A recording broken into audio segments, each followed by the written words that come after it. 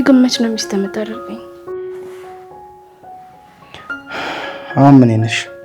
እንደዚህ አይደለም። እኔ ለማለት የፈለኩት ህጋዊ ሚስት ነው። ቆይ መች ነው ቀለበት አድርጋ የምታገባኝ? እሱ አስፈላጊ ነው? አዎ ለኔ በጣም አስፈላጊ ነው። ደሞዝ አትከፍለኝም እንጂ እኮ አሁንም የሰራተኝነት ስሜት ውስጥ ያለ ናፍቆት። ተሳሳትኩ? ቢያንስ እስካሁን ስለኔና ስለአንተ እናት መስማት አልነበረባችሁ? ማዬ ምንድን ነው የማየው? አይኔ የሚያየው ነገር እውነት ነው? ማዬ እትዬ መቼ መጣሽ? ማለቴ ምን ልታረጊ ማለት ለምን ሳደጉኝ መጣሽ? ምናልባት ይሄን ቅሌትህን ላይ ይሆናል። እማዬ ናፍቆት ከሁን ላይ ሰራተኛ አይደለችም። ደግሞ እኮ አፉ ሞልቶ ሰራተኛ አይደለችም ይላል። አንቺ ውርጋት! አቤት እማማ። ሟ ብለሽ ቅሪ። ልጅህን ምን አባሽ አስነክተሽው ነው? እባክሽ እማዬ። ቆይ እሷ ደግሞ ምን ታስነካኛለች? እሱን እራሷ ታውቃለች። ቢያውን ከልጄ ክፍል ውጭ። እማዬ እባክሽ፣ ይልቅ አንቺ ነሽ ያለ ቦታሽ የተገኘሽው። ጥሩ፣ ወይ እሷን ወይ እኔን ምረጥ። አልገባኝም። ቆይ ከሁለታችሁ እያስመረጥሽ ነው? ነገርኩህ እኮ ወይ እሷን ወይ እኔን ትመርጣለህ። አይ ውርደት! ሰው እንዴት ከክብሩ ወደ ታች ቁልቁል ይወርዳል? ምን አይነት ልጅ ነው እግዚአብሔር! ቆይ እሺ ምን ልናደርግ ነው? እኔ ይሄ ቀን እንደሚመጣ መጀመሪያውንም ታውቆኝ ነበር። ጭራሽ እኮ ከኔና ከሳቸው አስመረጡክ። በቃ ተረጋጊሽ። ሁሉም ነገር አስረዳታለሁ። እኔ አንተን አጥቼ መኖር አልችልም። በቃ የሆነ ነገር አድርግ። አታችኝ። አሁን ተረጋጊ በቃ።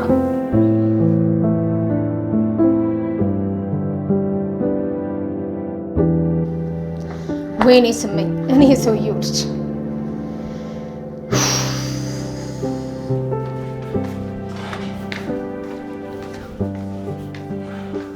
እማዬ ሟ ብለህ ቅር።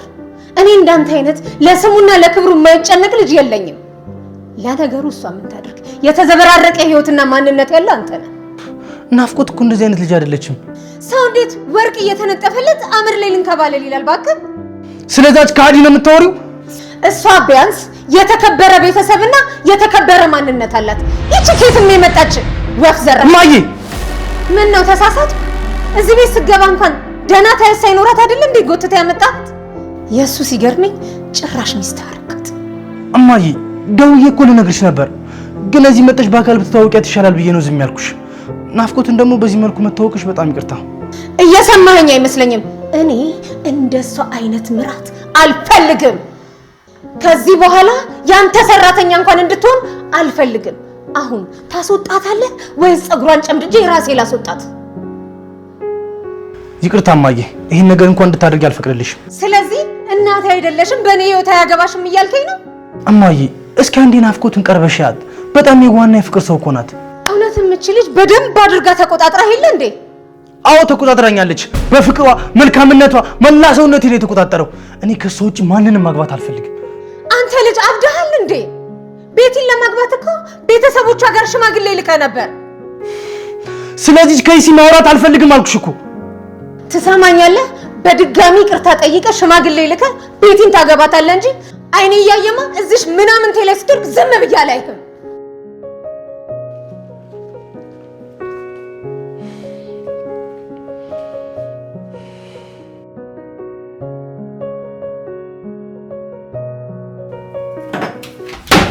እሺ የኛ ዘበናይ ልጄን ለመሆኑ በጠላ ነው በምግብ ነው መድኃኒትሽን የሰጠሽው? አረ ማማ እንደዚህ አይበሉ እንዴ! ለምን እንደዚህ ይላሉ? አፍሽን ዝጊ ወደዛ። ለኔ መልስ ስትሰጪኝ ትንሽ እንኳን አታፍሪ? በያውን ከዚህ ውጭና ኮተትሽን ሰብስቢ። ለምን ትይኛለሽ እንዴ? ከልጄ ቤት እንድትወጪ ነው። መጀመሪያም አላማሽ ገብቶኝ ነበር። ይሄ ደግሞ ከልጄ ጋር የተጋደምሽበት ነው። ጭራሽ እንደ ሴተኛ ዳሪም እያሰቡኝ ነው። እና ታዲያ ምንድነሽ? የቤት ሰራተኛ ኩሽና እንጂ አባወራ አልጋ ላይ ይገኛል? ከመጀመሪያውም እንዳልወደዱኝ ገብቶኝ ነበር። ልክ ነሽ። ከመጀመሪያም ጀምሮ ሳይሽ ቀልብ ያልወደደሽ ይሁንሽ። አጭበርባሪና አታላይ መሆንሽን ፊትሽን አይቼ ነበር ያወቅኩት። አሁን የልጄን ቤት ለቀሽ እንድትወጪ ነው የምነግርሽ። እሺ እወጣለሁ።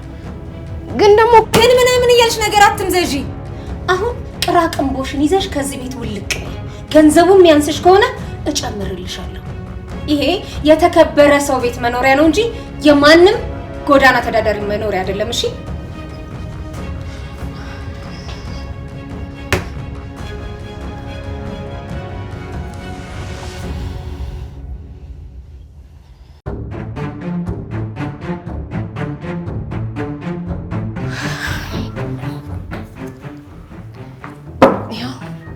ፈትሸው ያሰናብቱኝ። እኔ እንዳንቺ ክፉ ሴት አይደለሁም።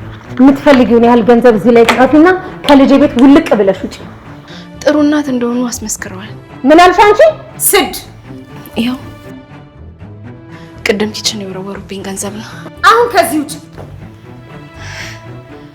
እኔ ልጆት እንዴት ገንዘቡን እንደሚያመጣው ስለማውቅ በጭራሽ ገንዘብ አልወረወርም። አሁንም የልዑል እናት ስለሆኑ በጣም አከብሮታለሁ። አንድ ነገር ግን ልንገሩት፣ ልጆት ደስተኛ እንዲሆን የሚፈልጉ ከሆነ በቃ ልጆትን ለፍላጎቱ ይተውት። ጭራሽ ልትመክሪ ነው? ቆይ ግን ምን ያረሽ ነው ወይ? እና ስትደበድበኝ ዝም ልበላት? እኔ መች ነው ለበደብኩት? አታስመስይ እባክሽ። አሁን እሱ ከመምጣቱ በፊት አንቺ አንድ ሐሙስ የቀረሽ አሮጊት፣ እኔ እና እሱን አለያይተሽ የምትኖሪ መሰለሽ አላልሽኝም? ፈጣሪ ሆይ ድረስ። መች ነው ደግሞ እኔ እንደሱ ያልኩት? በል እንግዲህ ከእናትህ ይልቅ እሷን ነው የማምነው። በል ናፍቆት በጭራሽ እንደዚህ ልትል አትችልም። ቆይ ናፍቆት ወደ ልትሄጂ ነው? ይቅርታ ግን ልዑል፣ እኔ ከዚህ በላይ እዚህ መቆየት አልችልም። እና እናቱ ላይ እጅሽን አንስተሽ ልጅ እዚህ ቤት የሚያስቀምጥሽ ይመስልሻል? ደግሞ መች ነው እኔ እጄን እሱ ላይ ያነሳሁት? ልጄ እኔ እናትህ ዋሽቼ ካላቅም ይቺ እርኩስ እያስመሰለሽ ነው።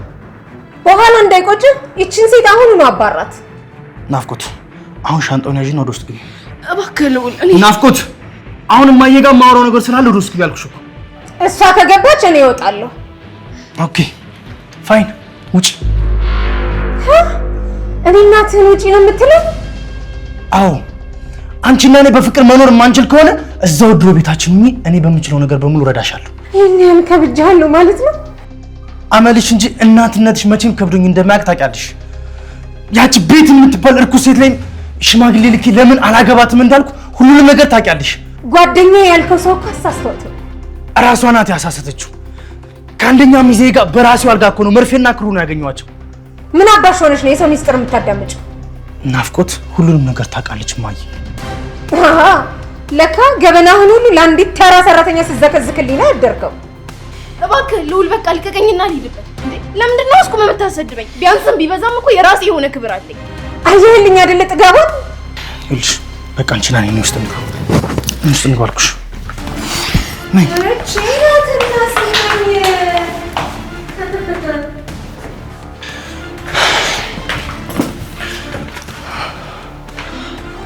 ሉሊ፣ የኛ ነገር የሚሆን አልመሰለኝ። እንደውም ባልሽኝ ሀሳብ ተስማምቻለሁ። በየትኛው? ህጋዊ ሚስት ያድርገኝ ባልሽው። ቀለበት አድርጌ ላገባሽ እፈልጋለሁ። ምን ነው ደነገጥሽ? እስከ ዛሬ ስትፈልጊው የነበረው ነገር አይደል እንዴ? እሱማ ተው፣ ግን ደግሞ እኔ በእናትህ ንዴት ተነሳስተህ እንዲሆን አልፈልግም። እመኚኝ፣ ይሄ ነገር እማዬ ብቻ እያደረገችው ያለችው ነገር አይደለም። ከዚህ ሴራ በስተጀርባ አንድ ቤት የምትባል እርጉም ፍጥረት አለች።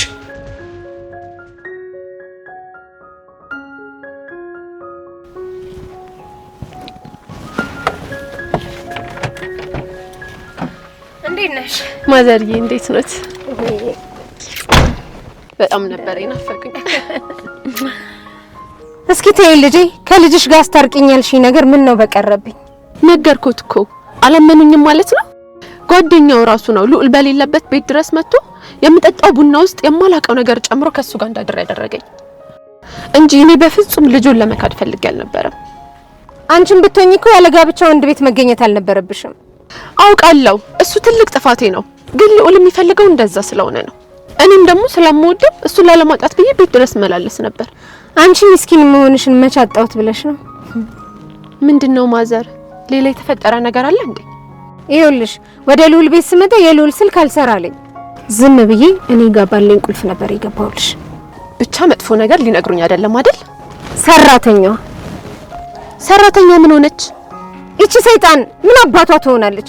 ልጄን አጥምደዋለች እኮ እያልኩሽ ነው። አልገባኝም። አጥምደዋለች ሲሉ ምን ለማለት ፈልገው ነው? ወደ ቤት ስገባ ሳሎን ውስጥ ሰው አጣው። ከዛ ወደ መኝታ ቤት ሄዱ እና ሁለቱንም ሲማግጡ አልጋ ላይ እጅ ከፍንጅ ያስኳቸው። ምን?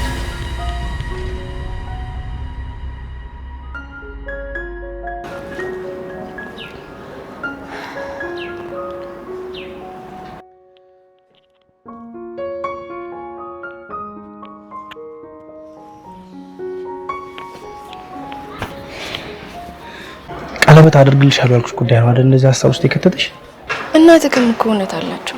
ምን እያልሽ ነው? እስኪ አስበው፣ የኔና ያንተ ግንኙነት በጣም ፈጥኗል። ታዲያ ለገንዘቡ ብላ ነው ቢሉኝ ምን ይደንቃል? እውነቱ የምናውቀው እኔና አንቺ ነን አይደል? አንቺ የፍቅር ሰው እንጂ የገንዘብ ሰው አይደለሽም። ቤቲስ? ቤቲማ ከመጀመሪያውም የተንጣለለ ሀብትና ቤት አላቸው። እንደ ወንድሜ ከማየው ጓደኛዬ ጋር አንድ አልጋ እስከማገኛት ድረስ ለፍቅር የተፈጠረች ሰው ናት ብዬ አስብ ነበር። ታፈቅራት ነበር ማለቴ? እኔ እዚህ ቤት በሰራተኝነት ከገባው ጊዜ ጀምሮ ለኔ የሚሰማ የተለየ ስሜት እንዳለ ነው የማውቀው። እውነቱን ስነግርሽ በጣም አፈቅራት ነበር። ስለዚህ ከመጀመሪያውም ጀምሮ ለኔ የተሰማ ስሜት እንዳለ የሚሰማኝ ውሸት ነበር ማለት ነው? ቆይ ለምንድን ነው ግን ይህን ጥያቄ እየጠየቅሽኛለሽ? ምክንያቱም ምንም አይነት ውሳኔ ከመወሰኔ በፊት ለዛች ሴት ምንም አይነት ስሜት እንደሌለ ማረጋገጥ ስለምፈልግ ነው። አሁን ላይ በዚህ ምድር እማፈቅራት ሴት ብትኖር አንቺ ብቻ ነሽ። እኔስ ብሆን ከአንተ መለየቱን የምፈልገው ይመስልሃል እንዴ? እና እኔ መቼ እንለይ አልኩሽ? እናትህ መቼም ቢሆን እዚህ ቤት አያኖሩኝም። ግን ያው ቀለበት እናድርግ ማለት በጣም ደስ ብሎኛል። ምናልባት ሁለቱም ይቆርጥላቸው ይሆናል። እኔ ግን በእኔ ተነሳነት እንዲያዝኑብኝ አልፈልግም። የኔ ዋ አሁንም ስለ እናቴ ነው አይደል የምታስቢው? እውነት ግን እኔ እሳቸውን የሚሳደብ ይመስላል? ይሄን እኮ ተነጋግረን ጨረስን አይደል እንዴ? ጭራሽ እኮ እጅሽን አነሳሽብኝ አሉ። ቆይ እንዴት እኔ የማፈቅረው ሰው እናት ላይ እጄን አነሳለሁ? እንዴት? በቃ ታክሲ ነች ያልፋል። ታክሲ በቃ ታክሲ እንዴ? ታክሲ አይዞሽ፣ ያቺ መሰሪ እንዳሰበችው አይሆንላትም። ግድ የለሽም፣ እኔን እመኚኝ እባክሽ ልጄ። የምሮትን ነው ግን ማማ፣ እኔ እኮ ይሄን ነገር በፍጹም ማመን አቃተኝ። የሱ ጓደኛ አንቺን እንዳስነካሽ የኔንም ልጅ እሷ አስነክታው ነው እያልኩሽ እኮ ነው። ምናልባትም እኮ ከመጀመሪያው ነው አያፈቅረኝም ነበር ማለት ነው። አንቺ ደግሞ ምን እያልሽ ነው? ባያፈቅርሽ ነው ሽማግሌ የሚልክ? እኔ የሚያሳዝኑኝ ግን ቤተሰቦችሽ ናቸው። ይሄ ነገር እኔ ላይ የደረሰ ቢሆን አስቢ። ለነገሩ ባለጌ ከወለደ የገደለ ጸደቀ አይደለም የሚባለው? እንዳስረዳው ራሱ እኮ እድሉን አልሰጠኝም ነበር። ልጄን ከሷ ውጪ ማንንም እንዳይሰማ አድርገዋለች። የነገሩኝ እውነት ከሆነ አሁን ሁሉም ነገር አብቅቷል ማለት ነው። በቀላሉ ተስፋ ልቆርጪ ነው? ለነገሩ ልውል ላይ የነበረኝ ተስፋ ከሞተ ቆይቷል። እና ታዲያ ዝም ብዬ ነው ላንቺ እየለፋ ያለሁት? መቼም ከሰራተኛ ጋር የፍቅር ግንኙነት ይኖራል ብዬ አንድ ቀን ማስቤ አላውቅም። ይልቅ ይቺ ልጅ ከዛ ቤት የምትወጣበት ብዙ ዘዴ ነው ይጋራል። ምን ሊያረጉ ነው? መጀመሪያ ዳግም ልጄ ላይ ያለሽን ተስፋ ማየት ፈልጋለሁ። እሱማ ላፊ ያልኩ እንጂ እንዴት ባንዴ ልውል ላይ ተስፋ ቆርጣለሁ? ስለዚህ ተባብረን ያችን መዥገር ከላዩ ላይ እንነቅላታለን። ለነገሩ እኔ ካሁኑ ጀምሬዋለሁ።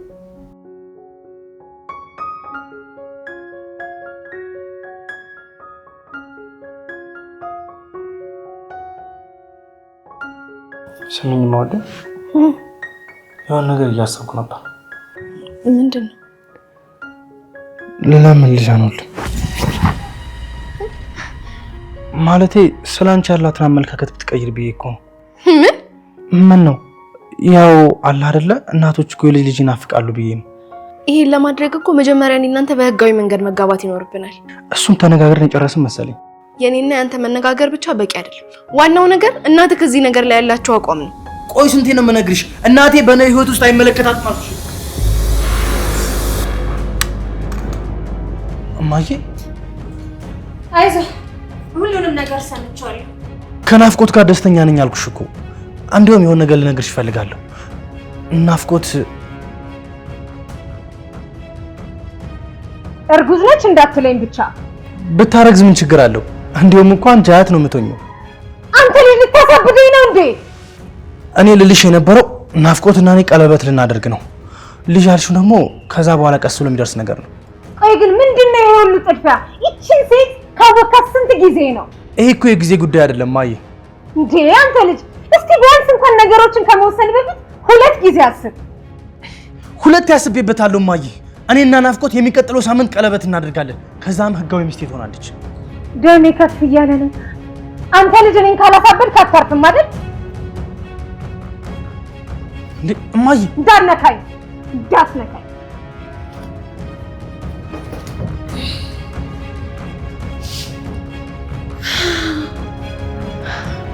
እርግጠኛ ነኝ አላመማቸው። ምን እያልሽ? ምን ሆነሃል የኔ ውድ?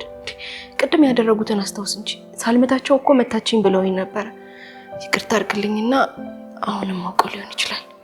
ግን እኮ ማዬ ደም ግፊት አለባት። ለማንኛውም ገብቼ ሊያት።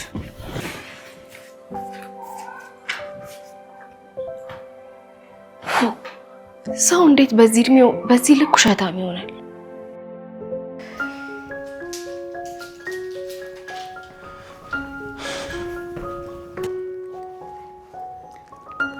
ማሚ አያመመሽ ከሆነ ለምን ወደ ሆስፒታል አንሄድም? በወሰንከው ውሳኔ ግን ትጸጸትበታለህ። እባክሽ ማሚ። ያችን ሚስኪ ልጅ ምን እንዳረካት ታውቃለህ? ቆይ ምን አደረኳት? እሷ አይደለች እንደማይደረግ በደል የበደለችኝ? ግሩምም እኮ ልክ እንደ ወንድሜ ነበረ። አንደኛ ሚዜ ብቻ ሳይሆን እንደ ቤተሰብም ጭምር ነበር።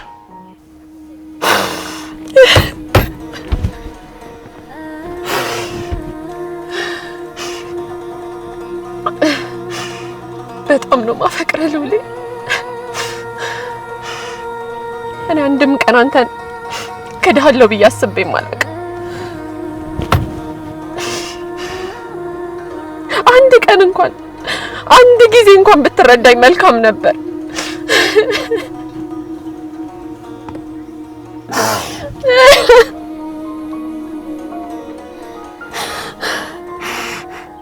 እውነቴን ነው። በዚህ ውሳኔ ግን መጨረሻ ላይ የምትጸጸተው አንተ ነህ። እኔ መቼም አልጸጸትም ማዬ። በቤት ላይ የወሰንኩት ውሳኔ በጣም ትክክል ነው። እሷን ከዚህ ቤት ሰድቤና አመናጭቄ ማስወጣቴ በጣም ትክክል ነበር። እንዲሁም ልንገርሽ ግሩምን እዚህ ውስጥ የከተተችው እሷ ራሷ ናት። እማ እያለቀሰ ነው የነገረኝ። እምጠጣው ቡና ውስጥ ላይ መድኃኒት ጨምራ አልጋ ላይ እንድተኛ ያደርገችኝ እሷ ናት እያለኝ ነበር። ደግሞ እየዋለም እያደረ እሱ ንጹህ እንደሆነ የገባኝ አሁን ላይ ነው። ወይ ግሩዬ